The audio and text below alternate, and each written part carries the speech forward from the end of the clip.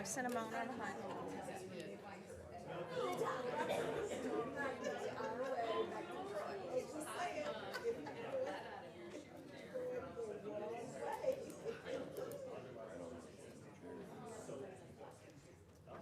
This used to be the signal on the board of trustees. You take a drink and they drink every time. Whatever works. Okay, that goes in this pile. Put these in order. These are, put the no's on top, the yeses on the bottom.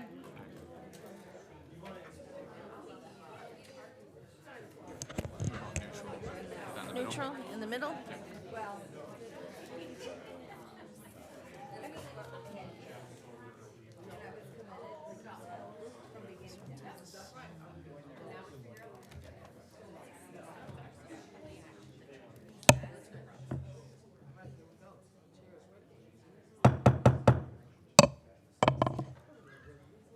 Would everyone take their seats, please?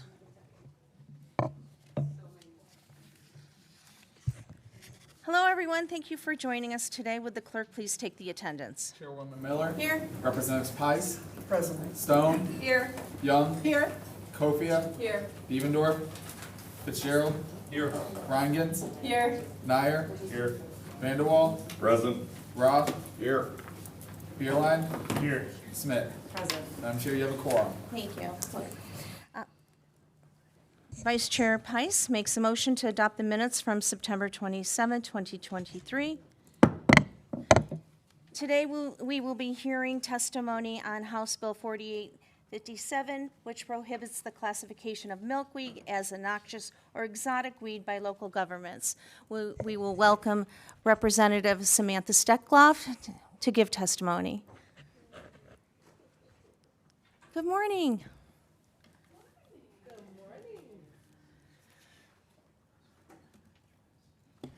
Good morning, everyone. Thank you for having me, Madam Chair, Vice Chair, Minority Vice Chair, and the rest of the committee. Thank you for allowing me to testify today in committee about support of Bill HB 4857. So this bill would amend Section 2 of the 1941 PA 359, which regulates the control and removal of certain so-called weeds by a city, village, township to exempt milkweed. So again, this is just on our public properties. As a concerned citizen and a passionate advocate for the environmental conservation, I firmly believe that this legislation is not only a necessary step, but also a crucial one in protecting our fragile ecosystem. Milkweeds, which have been long classified as noxious weed in various regions, are a vital component of our natural environment. They serve as the primary host plant for many of our monarch butterflies, a species that has unfortunately faced significant population declines in recent years. Monarch butterflies rely on milkweed for the breeding and feeding, making these plants irreplaceable in their life system.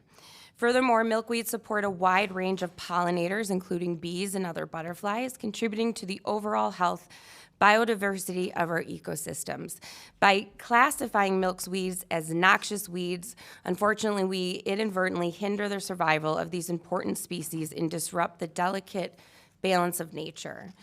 Bill HB 4857 presents a sensible solution by recognizing the ecological importance of milkweeds and prohibiting their classification as noxious weeds at the local level. This legislation aligns with the broader national and global effects that to protect pollinators, such as monarch butterflies, and conserve our natural heritage. Moreover, it empowers communities to make informed decisions about their local environments while safeguarding essential elements of our ecosystems. Friends and colleagues, I urge you to consider this long-term consequences of declassifying milkweeds as noxious weeds and the positive impact this legislation can have on the environment. It is crucial that we take proactive steps to protect these individual plants and the wildlife that depend on their survival. Let's demonstrate our commitment to environmental stewardship and preservation of Michigan's natural heritage. And I thank you for your time. Thank you for your testimony. We'll now take questions. Vice Minority Chair Nyer, please go ahead. Thank you. Chair, I have two, if you don't mind.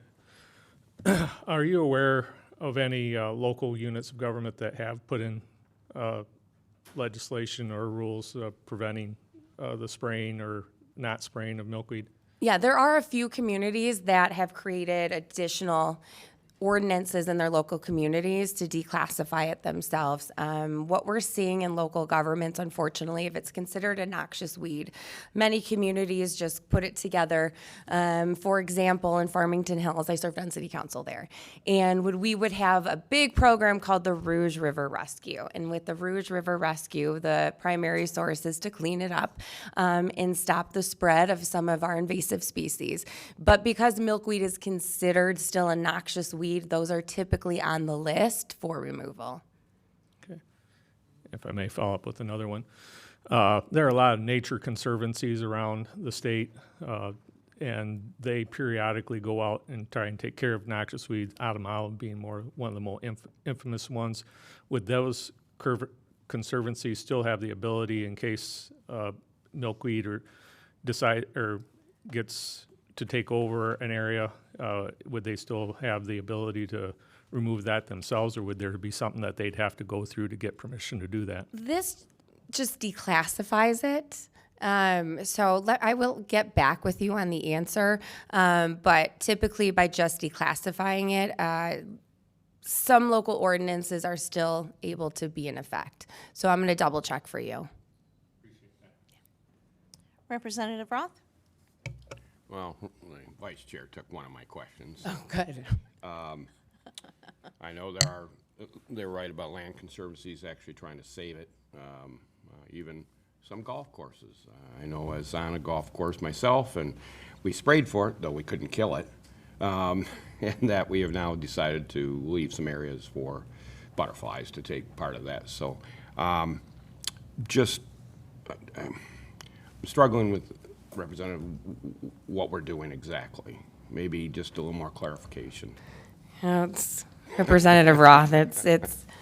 I hate to say this, but this is one of our simple bills we very rarely see here in the legislature, where literally all we're doing is declassifying it for local governments. Got it. So if I may, are we trying to support the species of the monarch butterfly? Yes. That's the goal. The main goal is to protect our pollinators. We know here in Michigan, as agriculture is one of our top commodities. One of the areas of concern is, of course, our pollinators, with the bee population and the monarch butterfly population dwindling across North America. In countries like Mexico and Canada, they've actually put it as a species of concern, which is typically the step right before it's an endangered species. So this is just one measure, one of our easier measures that we can help protect at least some of those classifications. All right, any more questions? Yes, Representative Kofia, please. Less a question and more just a appreciation. Thank you, Madam Chair. Just that I think it can be easy to look at this and think it's just about butterflies or just about weeds, but in fact, you're pinpointing, not that they're not important, but that they are key to our entire food system. And that feels like a really significant piece of this. So just more appreciation. Thank you, Rep. Stoutgloss. Representative Beerline. Thank you, Madam Chair. Representative, where exactly is it classified as a noxious weed? Because I'm on the MDARD list of all of the noxious plants and invasive species, and it's not listed there. So where is it listed? This is in Section 2 of the 1941 PA 359. Thank you. Yes. Representative Stone. No. Any more questions? Young, I'm sorry, Young. My fault. No problem. Thank you, Madam Chair. I'm just curious. I'm trying to remember. I know we had some legislation before us to recognize one of the butterflies for being the state butterfly. Was it this monarch butterfly? No. Oh, okay. Which one? What do you? Oh, goodness. Oh, Really? no, You're going to I'm ask me sorry. I this, know. Representative? I'm like, it would be terrible for us to have It's that. Representative Brixey. Black swallowtail, but I see. Black swallow. But I think there's some conversations around this butterfly too, and it's just important. The representative to the left of me has already shared why it's so important. Migratory insect. Ah, which one? The state migratory. Okay, all right. Well, all of our insects that play a role in pollination are really important. And sometimes we can look at this stuff and go, really? But yeah, really. Because so many things in our environment are sometimes considered not real, not valid, not a bunch of things, but this is important. And so I just thank you for taking on this challenge, and hopefully we can get it through. Thank you. Thank you, Representative. Vice Chair Pice. Thank you, Madam Chair. Actually, Rep. Young found out the answer, which is the monarch butterfly, which is now the state insect. And state migratory insect. Yes. But just since I have the mic here for a moment, I've seen the milkweed on sale at my local garden centers, English Gardens, Lowe's, some other places, so they're recognizing it as not a noxious weed. Thank you. Is there any more questions for Representative Steckloff? Thank you for your testimony today. We'll be moving on to Marilyn Trent, who is a pollinator advocate. She will be giving testimony. Can you please come up? And thank you for coming today and testifying. Yeah, thank you for having me. I'm excited to be here. I've been working on this since 2019. Do I just go? Do I start then? Yes, Okay, cool. please start. Okay, so I'm Marilyn Trent. I'm currently a city council member of the city of Rochester, and I'm also the founder of the Rochester Pollinators, a committee of the Rochester City Beautiful Commission. I founded the Rochester Pollinators in 2019, whose mission it is to save the monarch butterfly because of the population decline by up to 90%, depending upon the year, in the past 30 years. Our mayor had signed the Mayor's Monarch Pledge, created by the National Wildlife Federation in 2014 to do the same thing, to give cities and towns a guide with 29 actions to improve the monarch's chances of survival. And there are many, many towns and cities in Michigan that have signed it as well. Today, with over 165 volunteers and over 6,000 milkweed plants given away and over 40,000 plants and native plants sold this year, the city of Rochester was designated Monarch Champion City by the National Wildlife Federation, which is only one of 6 in the nation. I'm excited to testify regarding the line item House Bill 4857 to delist the milkweed. Latin name Asclepias. There are 12 species of milkweed in Michigan. And I'm excited to be here to delist it from the city ordinances. Since 2019, and the work that I've done with hundreds of homeowners, I found they are excited that they can contribute to biodiversity. Still, when milkweed is listed as a noxious weed, they run afoul of local weed ordinances. House Bill 4857 will be a positive step in remedying and supporting our homeowners and making a difference. The federal and state, I know the federal, I thought it was the state, do not recognize it as a noxious weed, so the counties and cities could easily follow. The main issue is for the need for education on this topic. When people learn of the decline of the monarch and all they need to do is plant milkweed, many of them will. When they know it's a plant choice that kills the other pollinators and birds as well, they will choose Michigan native plants to integrate into their landscapes and gardens as well. If you can save the monarch butterfly, you can start the steps in saving the other pollinators. People think they see, this is the misnomer. People think they see monarch butterflies on their butterfly bush or other flowering plants, which they think that's all they need to survive. It's quite the opposite. The adult butterfly can feed on the nectar of many plants, primarily native plants, but their offspring, the monarch caterpillar, cannot eat every plant. They can only eat the leaves of the pesticide-free milkweed plants to live. Milkweed is the host plant of the monarch butterfly. This host-plant relationship is not unique to the monarch butterfly. This is true of all the native Lepidoptera moths butterflies, of which 460 species are native to Michigan.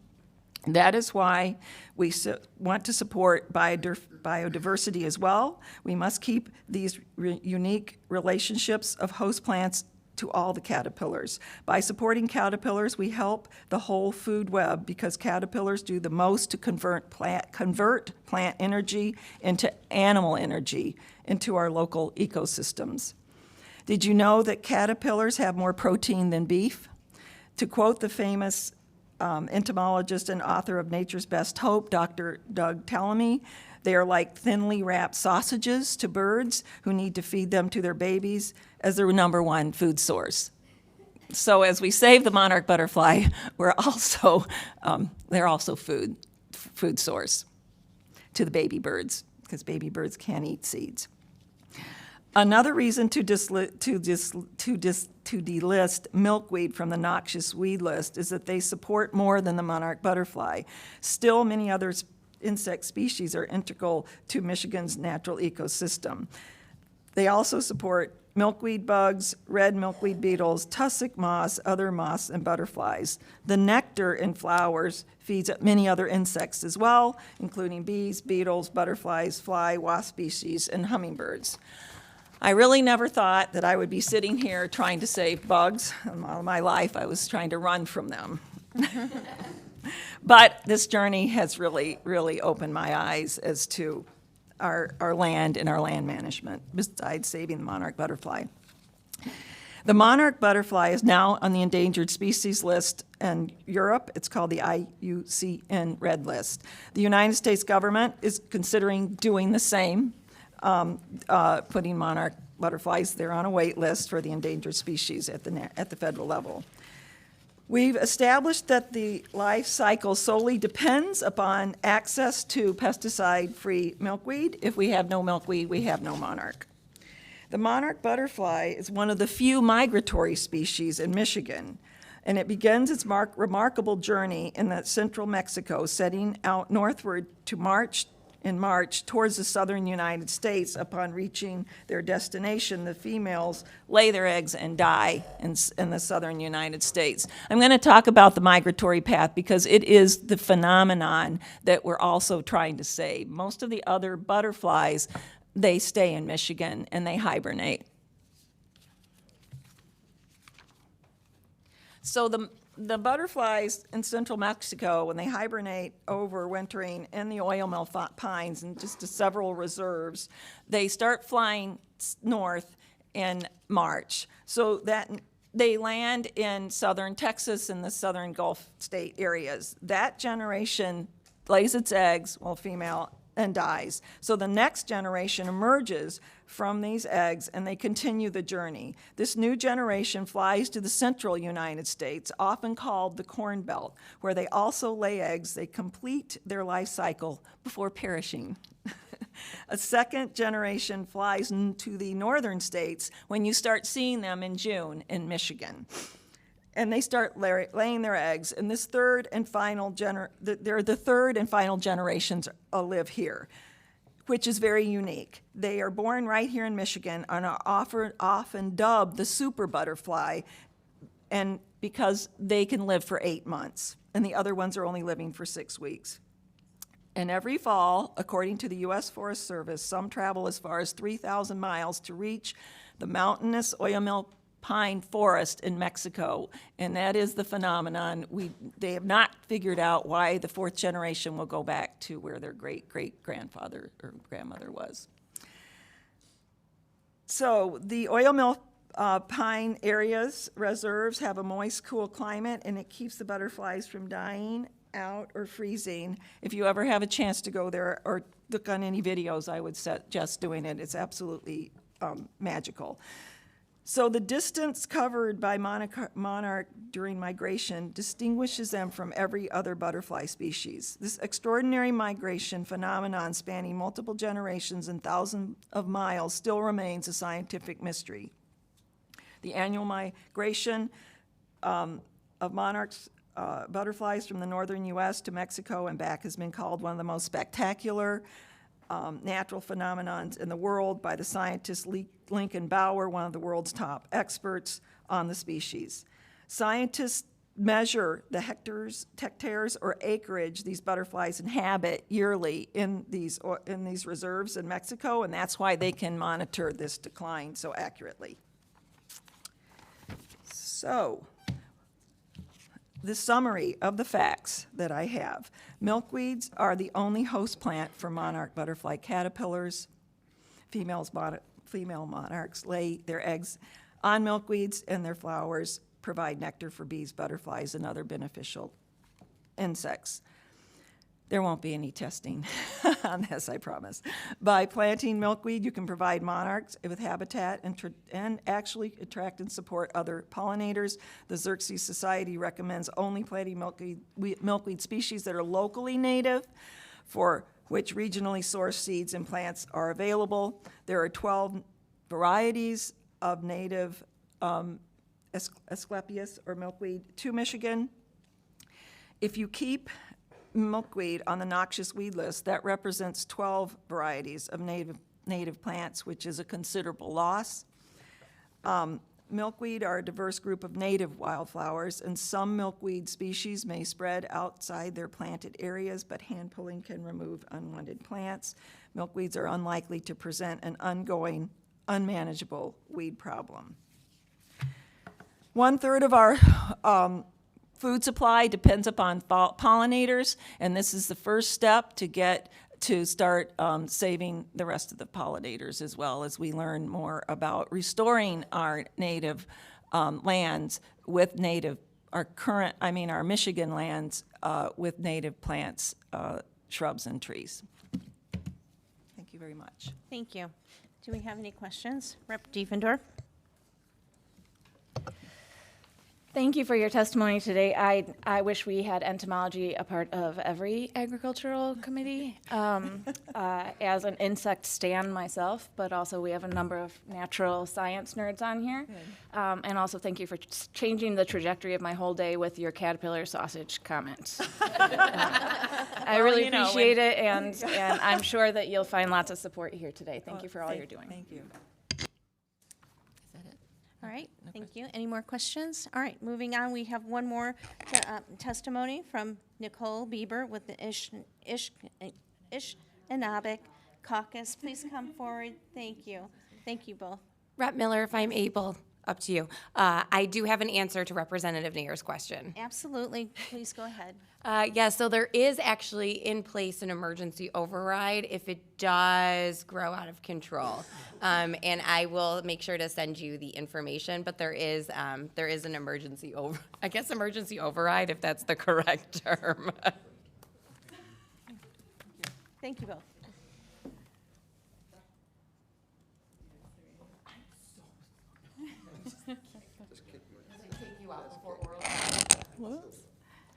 Minukishigat, good morning. Morning. Nicole Kiwe Biber, Nudishnakas, Waganakasino Dawa Nishnabekwe, Mishikidodem, the Kwejigon, and Dojaba. So my name is Nicole Kiwe Biber. I'm here speaking on behalf of the Anishinaabe Caucus, and I'm a tribal citizen of the Little Traverse Bay Bands of Odawa. I think I'll begin with the concern raised and that Representative Stuckloff just alluded to about what happens if they take over an area, and just invite us all to think about that it's not, that milkweed belongs in the places that milkweed ends up at, and to invite us to think of it as a positive resurgence. And that has a cascade of benefits.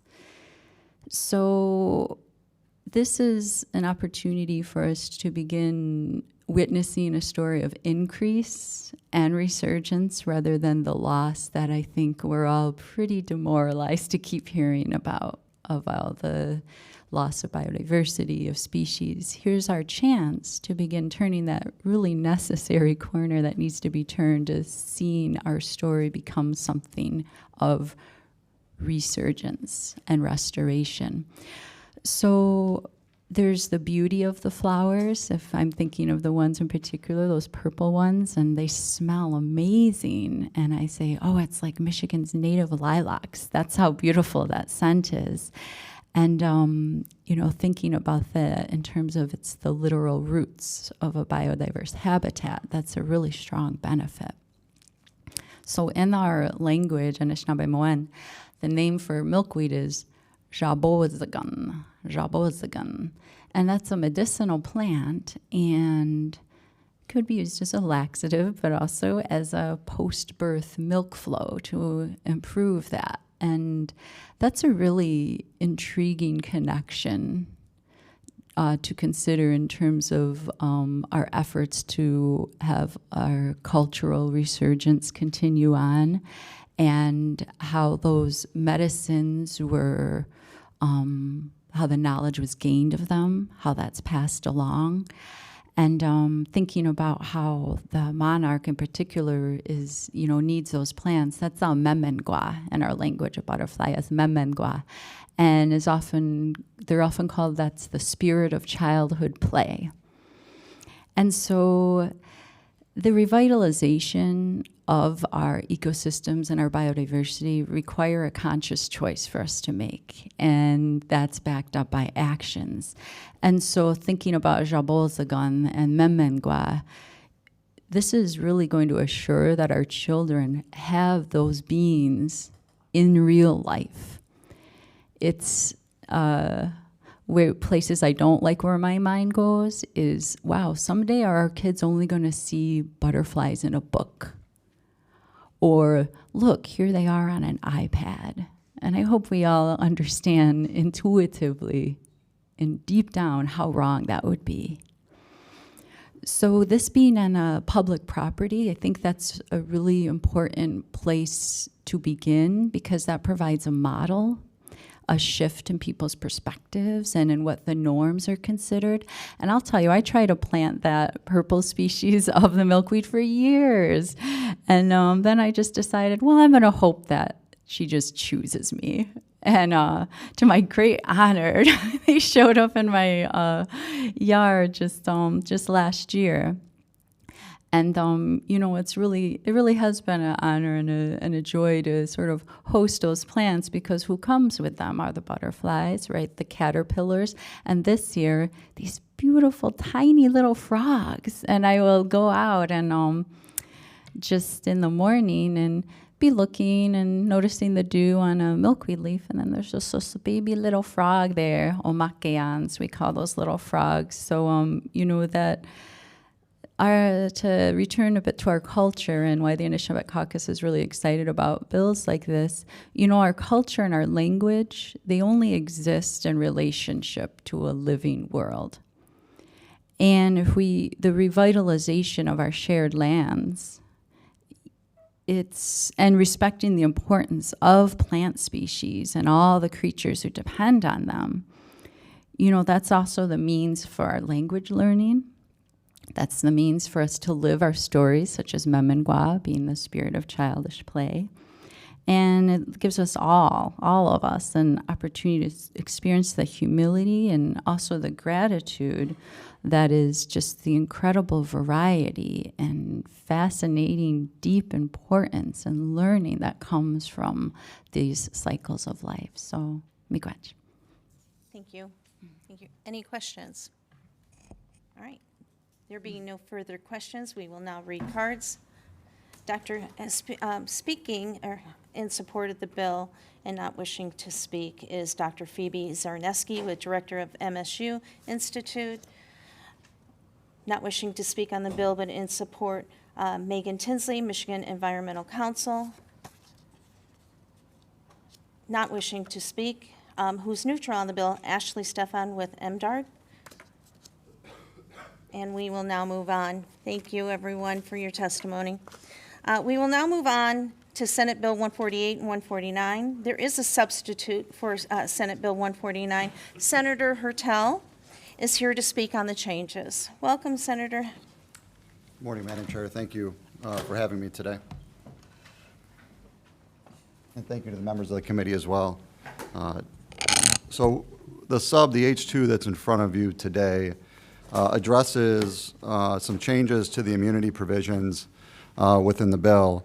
And so if you have the sub in front of you, if you look on page 4, line 15, under section A, we have added language that basically says when a dog or cat that was used for testing in a facility, when a animal protection shelter receives those animals, the lab may enter into an agreement with them that basically says that, this animal was used for lab testing, there are risks associated with that lab animal, and a waiver of the right to hold the research facility liable for any behavioral or health issues that laboratory animal is subject to at the time of adoption. So basically giving the labs a clean waiver to say that we understand these animals are coming from a lab and that there are certain risks with that. It also would require the animal protection shelter, when adopting those animals out to an individual, that they notify through a waiver and have the individual sign a waiver that these animals were used for lab testing, that there are inherent risks, so that the individual adopting these animals understands what they are taking on. And so from my perspective, this is a way to make sure that everybody understands what they're getting into, they are receiving that information, and also protects the lab from liability in the case that something were to happen for a behavioral issue after these animals are adopted out. So we worked with stakeholders. This language was supported by the Michigan Association of Justice, who had some input, but other stakeholders as well, to get to the language that's in front of you today. Happy to take any questions. No questions? All right. Moving on, we will read in cards. Thank you, Madam Chair. Rob Steckwitz, representing Charles River, not wishing to speak, is opposed to the bill. Mitch Elbers, Michigan Association for Justice, not wishing to speak on Senate Bill 148, 149, and H2 is neutral. Not wishing to speak on 149H2, support Blake Goodman Humane Society of the U.S., and not wishing to speak in support of the bill is Ashley Stefan with MDARD. So do I have a motion from Rep. Heiss, who makes that motion, to move Senate Bill 148 out of the committee? And I have support from Representative Young. Clerk, please take the roll. Representative Miller? Yes. Hold on. Are we moving the sub, or are we?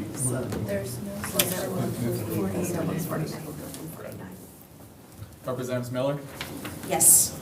Representative Pice? Yes. Stone? Yes. Young? Yes. Kofia? Yes. Devendorf? Yes. Fitzgerald? Yes. Reingans? Yes. Nyer? Pass. Vanderwall? No. Roth? Pass. Beerline? Pass. Smith? No. Madam Chair, you have 8 yeas, 2 nays, 3 passes. The bill is reported with recommendation. Okay, we're going to go at east for one moment.